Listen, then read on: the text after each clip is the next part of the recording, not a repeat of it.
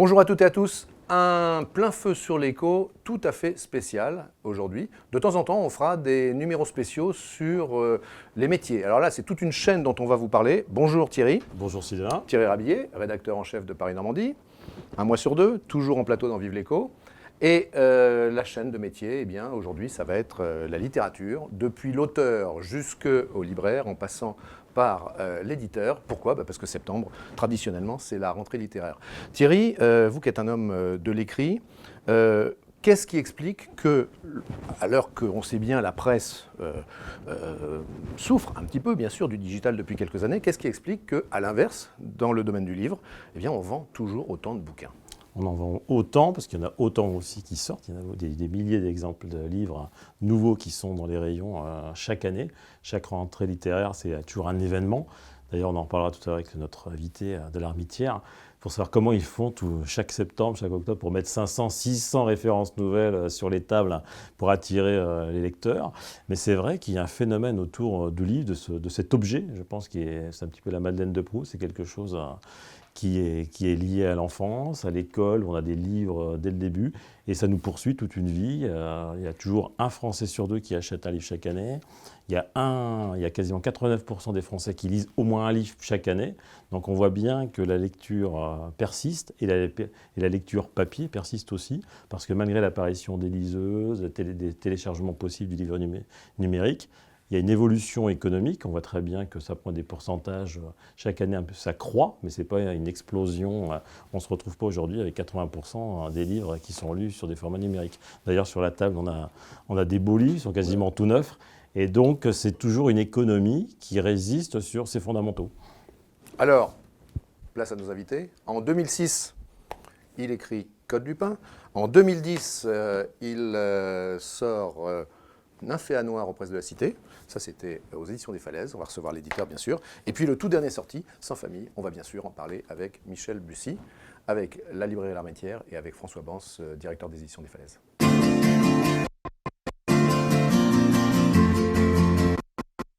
Nous nous retrouvons en plateau au complet avec... alors, je commence par Céline.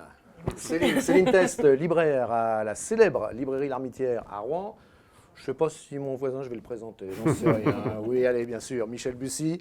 Un auteur qu'on aime bien sûr, parce qu'il fait de beaux romans, parce qu'il a du succès. Finalement, le succès, c'est bien, il faut le dire. Et puis aussi, parce que quand on l'appelle, il dit presque toujours oui pour venir sur un plateau. Quand je peux. Très bien. Thierry Rabillet, on ne présente plus. Et puis, alors, François Bance, le patron des éditions des Falaises. Alors, comment on dit ? Une grande maison d'édition régionale ? Oui, ça marche ? Non, une grande maison d'édition à taille humaine. Ah, à taille humaine, très bien. Vous tenez, François, à taille humaine. Alors, oui, c'est formidable de vous avoir tous les trois, Thierry, parce que vous représentez la chaîne de l'édition depuis l'auteur, avec sa fulgurance imaginative, en passant par l'éditeur. Alors, c'est celui qui compte les sous, beaucoup l'éditeur, qui se demande si ça va marcher. Et on va essayer de comprendre comment tous ces gens-là fonctionnent ensemble. Et puis, Céline Test, le libraire, qui aussi, à ses choix, décide de mettre en avant ou un peu moins en avant. Il est important aussi, le libraire, peut-être dans la façon dont les livres vont se vendre. Alors, on commence, Thierry, par l'auteur. On a envie de savoir comment ça marche, comment tout ça débute au tout début, quand la page est blanche. François pourra nous en parler, parce qu'il y a un vrai lien entre nos deux invités, entre François et Michel, qui se connaissent depuis des années. L'aventure littéraire de Michel a commencé et François était tout près. Effectivement, Michel Bussy, on l'a connu en Normandie. On l'a connu. Il y a certains de ses élèves qui le reconnaissent dans la rue, mais comme le professeur de géographie de l'Université de Rouen. Le professeur Bussy aussi, comme bien sûr. Les amateurs de politique le connaissent aussi comme l'analyste politique, les soirs de scrutin sur la radio publique France Bleu, pour ne pas la citer. Et après Michel Bussy, on l'a connu effectivement comme écrivain régional, qui avait fait confiance d'abord à une maison d'édition régionale et qui maintenant, c'est plus la peine effectivement de rappeler où on est aujourd'hui Michel, et qui est devenu un des auteurs les plus vendus en France. En 2017, Michel, on le sait, vous étiez pour la 5e année consécutive dans le top 3 des auteurs les plus vendus. Quand même belle. Ça vous énerve quand on parle du succès en termes de quantité ? Non, parce que c'est... d'une part, il faut être honnête, les auteurs se regardent et quand on est dans le classement du top 10, on est plutôt content. Et si le jour où j'en sortirai, parce que j'en sortirai bien un jour, j'aurai un petit pincement au cœur aussi, même si je serai content pour les nouveaux talents qui arriveront. Non, c'est logique notamment que les journalistes, les libraires, etc. puissent aussi simplifier les choses. Après, évidemment, ça ne s'arrête pas à ça. Et puis, ce fameux classement dépend de plein de critères. Celui qui sort un livre tous les 3 ans, il ne va pas y être tous les ans non plus. Et celui qui sort en décembre son livre, forcément, a moins de chances d'être dans le classement que celui qui sort en mars, par exemple. Donc, il y a plein de critères. Donc, il faut prendre ça quand même avec beaucoup de précautions, évidemment. Alors, juste une question, encore une fois, pour savoir comment ça marche au début. Je parlais de la page blanche. Avant, Michel, que vous ne preniez le stylo pour écrire le tout début du premier manuscrit, vous aviez des influences, on ne va pas revenir, mais il y a juste un nom dans les influences, moi que j'aime bien, c'est Jules Verne. Quand on lit vos dossiers de presse, on peut y trouver cette mention à Jules Verne. Si vous aviez un bouquin de Jules Verne, celui que vous préférez, ça serait quoi ? Moi, j'hésite entre deux. J'ai beaucoup aimé Michel Strogoff, parce que justement, c'était un roman un peu particulier pour Jules Verne. Il y a moins d'invention, c'est plus un roman historique, vraiment d'aventure. Il est très haletant pour autant. Mais il est très haletant. Et puis, moi, j'ai une tendresse pour... Enfin, il y en a deux. Puis j'en peux citer plein. Mais il y a les enfants du capitaine Grant. J'ai un vrai souvenir de celui-ci. Puis il y avait aussi un capitaine de 15 ans que j'ai lu ado. Il y avait une espèce d'identification à cet ado. Donc voilà, mais je pourrais en citer évidemment 15 autres. Alors, si je peux me permettre, il y a une différence entre Jules Verne et vous. Vous voyez, être comparé à Jules Verne, c'est pas mal quand même. C'est qu'effectivement, vous citiez Michel Strogoff. Moi, j'ai toujours été étonné dans Michel Strogoff. Comment Jules Verne arrive à en faire presque 400 pages, finalement avec une intrigue qui tient en 3 lignes, quoi. Ce qui n'est pas d'ailleurs la même chose dans vos romans. Quand on lit Nymphéa Noire, beaucoup de gens disent que c'est l'intrigue la plus ficelée, la plus ciselée. Je ne sais pas si vous partagez, mais là, quand même, il y a un travail d'intrigue et on ne sait pas trop où on va. C'est très différent de Michel Strogoff comme construction. Ah oui et non, parce que dans Michel Strogoff, il y a quand même une vraie science, non seulement du suspense, mais aussi du rebondissement. Alors pour ceux qui n'ont pas lu Michel Strogoff, par exemple, quand il devient aveugle, voilà, il y a quand même tout un travail quand même sur ce qu'on appelle aujourd'hui le twist, qui est quand même présent dans Michel Strogoff. Il y a des traîtres, les traîtres ne sont pas forcément ceux qu'on croit. Enfin non, il y a quand même, Jules Verne, c'est pas seulement du récit d'aventure, il y a quand même un vrai travail. Il y a un vrai travail, c'est vraiment justement, ce que j'aime dans Jules Verne, c'est qu'il y a du romanesque, il y a de l'amour, il y a de la science, il y a de l'histoire, il y a de la géographie. C'est un peu ces grands romans érudits qu'on trouve au 19e, quoi. Érudit et populaire. Érudit et populaire, c'est-à-dire comment on apprend des choses tout en lisant. Donc, mais vous n'êtes pas allé chercher vos sources d'inspiration dans les steppes mongoles. Vous avez choisi, vous, d'ancrer dès le départ vos personnages, vos aventures en Normandie. Pourquoi vous êtes tellement attaché à la Normandie pour avoir fait ce choix-là? Non, je pense qu'il y a un vrai hasard au départ, c'est-à-dire que je n'ai pas fait de calcul. Je dis souvent, mon premier roman que j'ai écrit, c'était Homa à crime, qui a été publié aussi aux éditions PTC des Falaises. Et j'avais lu Un long dimanche de fiançailles de Japrisot, qui se passait donc notamment sur les tranchées, Chemin des Dames, etc. Et j'avais été vraiment bluffé la façon dont Japrisot mettait en scène cet univers des villages qui ont connu la Première Guerre mondiale. Et tout de suite m'est venue l'idée de faire un roman sur les plages du débarquement, que je connaissais très bien en tant que Normand et qui m'avait toujours fasciné en tant qu'enfant. Et voilà, et l'idée est venue là de me dire, j'ai à côté de moi un terrain romanesque extraordinaire que sont ces plages du débarquement, et j'ai inventé mon histoire pour ces plages du débarquement. Et donc la Normandie m'a inspiré, puis après quand j'ai écrit sur Arsène Lupin, bien entendu, c'est la Normandie. Donc c'est pas la Normandie en soi, c'est l'idée que des lieux ou des personnages que j'ai fréquentés qui, à un moment donné, ont imposé un imaginaire et du coup m'ont imposé ces romans en quelque sorte. On va passer à la deuxième partie, on va parler un peu plus d'édition. Juste avant, je voudrais savoir, Céline Teste, donc libraire à l'Armitière, il y a un petit frisson d'être à côté de l'une de vos meilleures ventes? Alors, le petit frisson du tiroir caisse ou le petit frisson de l'émotion? de voir Monsieur Bussy comme une meilleure vente. On est dans une émission où on parle d'économie. Oui. Non, un réel plaisir de participer à cette émission aussi et de voir la vision de l'éditeur, de l'auteur dans l'économie aussi. On est dans le top 3, Bussy à l'Armitière? Oui. Mais pas qu'à l'Armitière. Eh bien, allez, on va parler avec l'éditeur, mais on continuera à parler avec vous également. C'est la deuxième partie, on l'a intitulée « Au carrefour des métiers, l'éditeur ».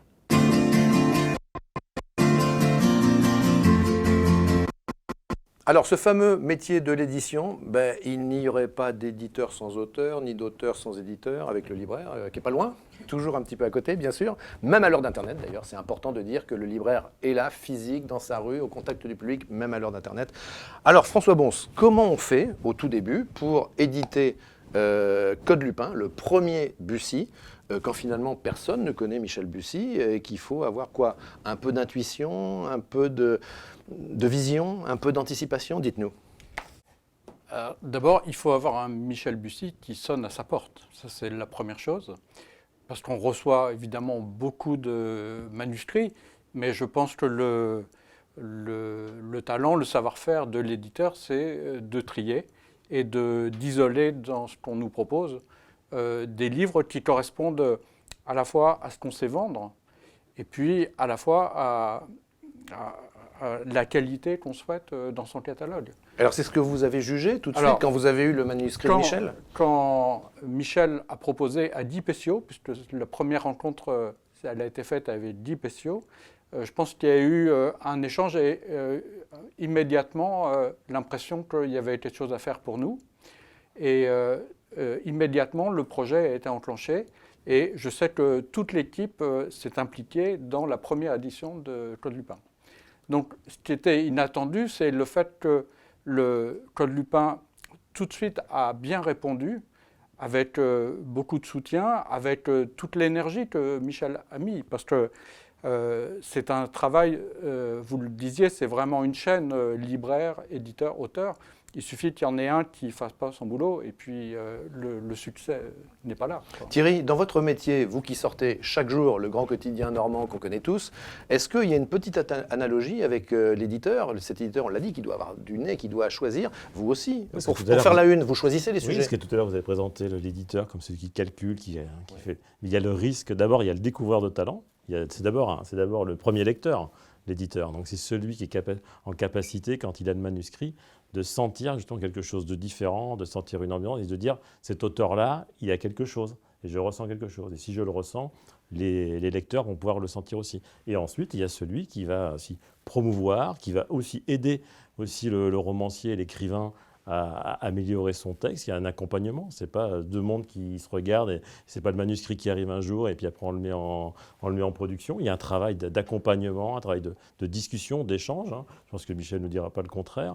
Et ensuite, il y a de la prise de risque, effectivement, de dire voilà, on prend le risque, on va le sortir, quoi qu'on nous dise. Et c'est vrai que nous, on était partis en Normandie, en plus très attachés à ce livre. Chez Paris-Normandie. Parce qu'on l'a sorti en feuilleton. Ouais, en feuilleton.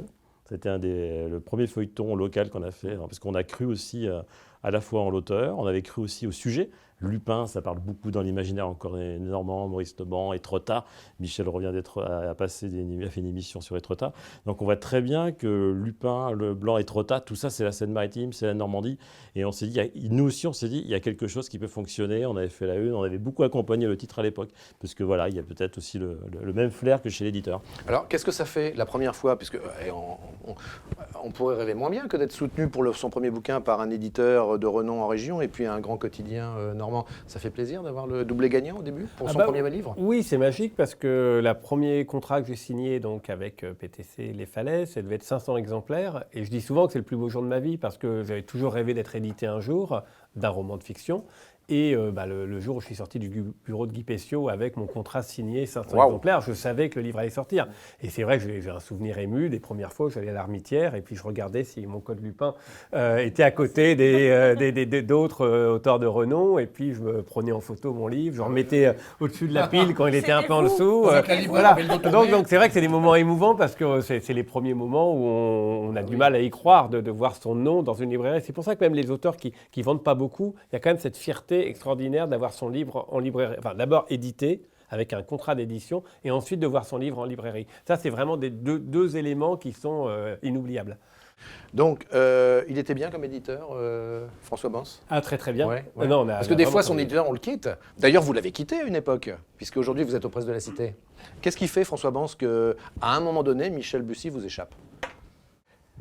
Je pense que ce qu'on proposait à Michel ne correspondait pas à certaines de ses aspirations, c'est-à-dire un destin national, à l'époque où Michel nous a quittés pour les presses de la Cité, on avait une diffusion normande. Il vous fallait un réseau de distribution nationale, en fait. Voilà, et que vous Michel n'aviez pas. avait obtenu de nombreux prix littéraires dans des salons. Et donc, il a eu l'intuition du fait que sa carrière pouvait aller plus loin. Ce qui est certain, c'est que le fait d'avoir conservé des livres de Michel, c'est sûrement le plus beau cadeau que Michel nous ait fait. C'est-à-dire que le succès de Michel nous a permis aujourd'hui de refaire Claude Lupin, de revendre, de faire les choses à l'envers. D'habitude, quand on publie un livre en poche, on le tue, c'est fini, il n'y a plus de long format. Et en l'occurrence, on a voulu refaire un Claude Lupin amélioré, enrichi, illustré. Et ça, on a pu le faire grâce à la notoriété de Michel. Dernière question, François Bans, avant qu'on passe à vous. Céline Test, libraire à l'Armitière. Est-ce qu'aujourd'hui, on est en 2018, il y a des petits Bussy qui sommeillent quelque part sur votre territoire d'influence? Je les cherche. Bon. Difficile, Je cherche. difficile. Non, autrement dit, la question c'est... Nécessairement, mais Oui. moi, quand je regarde la liste des meilleures ventes de romans, je vois que le podium, il est occupé par des gens qui sont là depuis très longtemps. Donc, des nouveaux arrivants, il y en a assez peu. Et Michel a connu le succès en 10 ans à peu près. Donc, on peut dire que les nouveaux arrivants, ils mettent quand même du temps à s'implanter. Mais on reçoit beaucoup de manuscrits, donc on espère retrouver... Thierry, vous qui êtes un homme de l'écrit, est-ce que le livre est quelque chose qui vous a tenté? Non, jamais. Non Oui, jamais. On pourrait l'imaginer. Pas du tout, pas encore, peut-être. Parce que vous en sur avez des fait de la vieux ligne depuis jours. des années. J'ai écrit sur les auteurs, j'ai beaucoup écrit sur plein de sujets, mais effectivement, j'ai pas trouvé le sujet d'inspiration. Bon, vous boirez un café ensemble tout à l'heure, parce que Michel Bussy, il ne peut pas tout faire. Hein. Je sous-traite. Voilà. Donc, attention quand on dit ça. C'est une révélation. Attention, sous-traiter pour un auteur, ça peut être un peu délicat. Légère. On passe à la troisième partie. On va découvrir le libraire et ses petits secrets.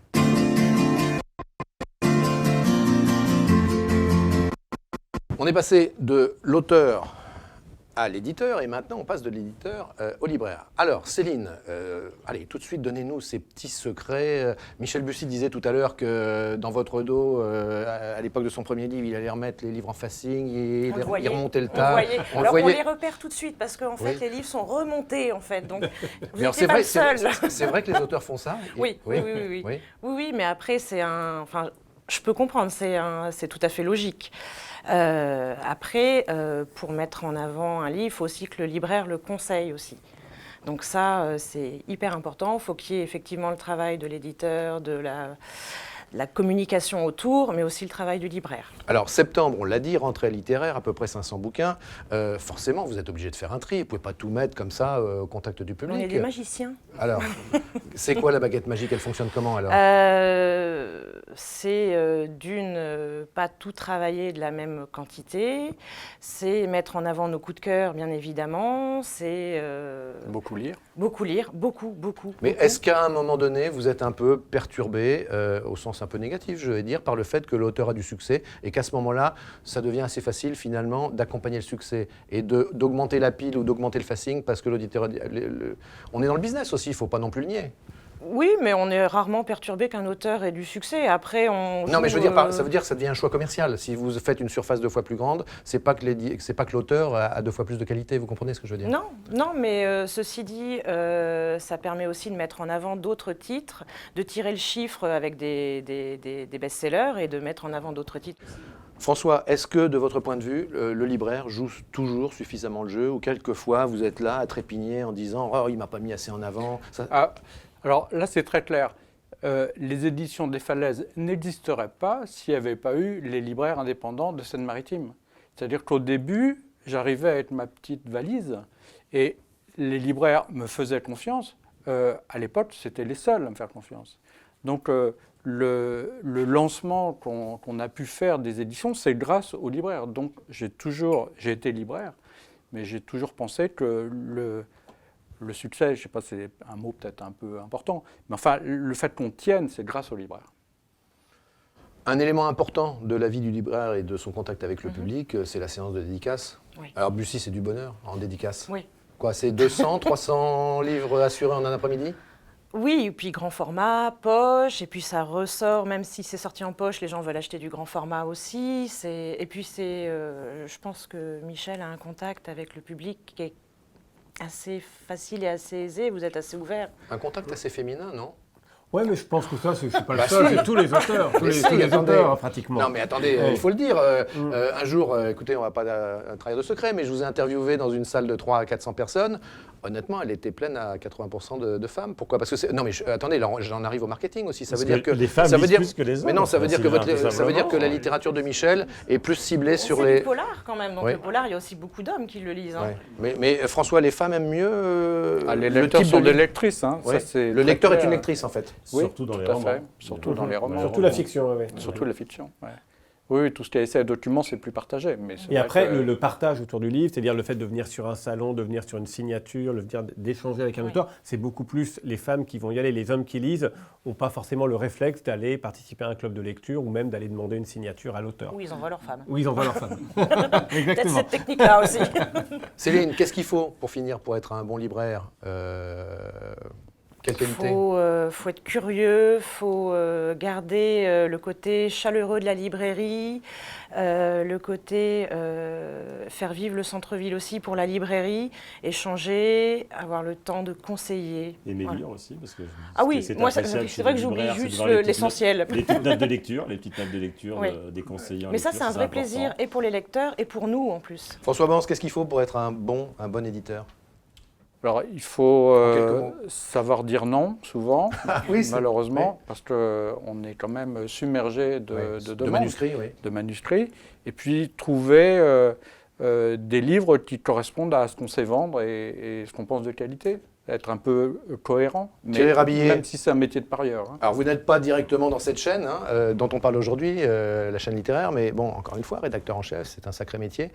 Qu'est-ce qu'il faut pour être un bon rédacteur chef? Moi, je dis que ce qui est plus important, surtout pour revenir à la lecture, notre sujet du jour, c'est moi, je respecte toujours le lecteur. Ouais. Et quand on voit que des lecteurs, des écrivains marchent bien, vendent beaucoup de livres, il faut respecter l'attente du lecteur. Ça veut dire que le lecteur, c'est ce qu'il a envie de lire. C'est comme la presse, j'ai envie de dire. Si le journal se vend bien, ça veut dire que les lecteurs aiment ce qu'on écrit. Et il faut d'abord respecter le lecteur. Et quand il y a 400 000 personnes qui achètent à chaque fois, ou un peu plus, le nouveau livre de Michel Bussy, ces lecteurs-là, il faut les respecter, il faut les apprécier et puis leur dire c'est très bien, continuez à lire, c'est ce que vous aimez.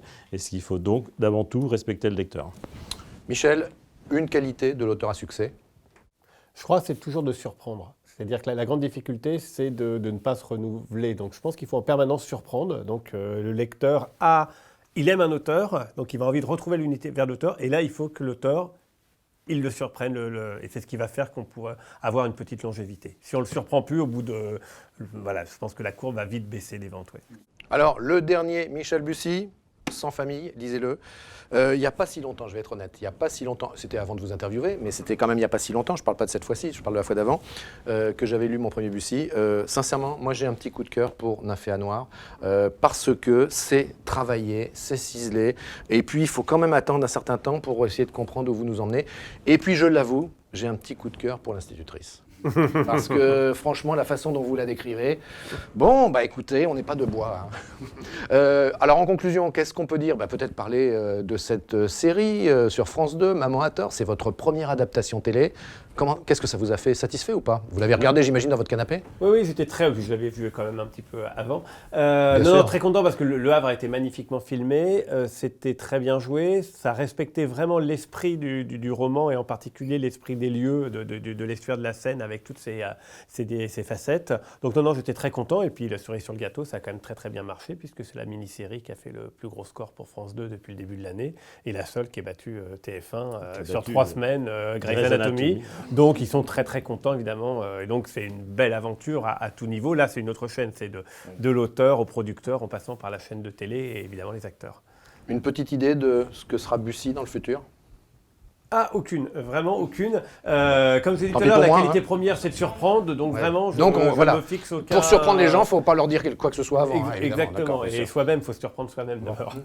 Traditionnellement, dans Plein Feu, on laisse la dernière question, j'appelle ça la question bonus, à notre journaliste plateau. Thierry, elle est pour vous. La prochaine adaptation, ce qu'on a envie de savoir, quelle sera la prochaine adaptation, soit à la télé ou soit au cinéma. Ah, c'est un avion sans aile. Non, rien, parce qu'on va le surprendre aussi. Il n'y a pas de raison de répondre à sa question et pas à la mienne.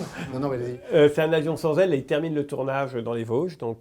Et ça sera produit par M6 en 4 épisodes. Et ça devrait sortir début 2019, puisque là, ils ont terminé de tourner avec notamment Bruno Solo dans le rôle de mon détective. Merci beaucoup, Michel, d'être passé par le plateau de Plein Feu. Merci beaucoup, François. Et puis, merci à vous, Céline. On fait le tour, bien sûr, trop rapidement, comme d'habitude. On aurait envie que ça dure plus longtemps, mais on n'a pas 1h30. Et puis, alors, moi, je leur dis, hein, mon petit coup de cœur. Mon petit coup de cœur nymphéa noir. Pourquoi ? Parce que c'est Giverny, quoi. Et puis, c'est vrai que quand on a envie de faire une petite escale romantique, on va dîner à l'Hôtel Body. Hein, c'est pas mal. Par exemple. Et puis, on redescend jusqu'au moulin des Chenevières. Et puis là, on est complètement dans le bouquin, quoi. Voilà. Merci à vous. Merci beaucoup, Thierry. Merci, Sylvain. Au mois prochain pour un nouveau Plein Feu sur l'écho.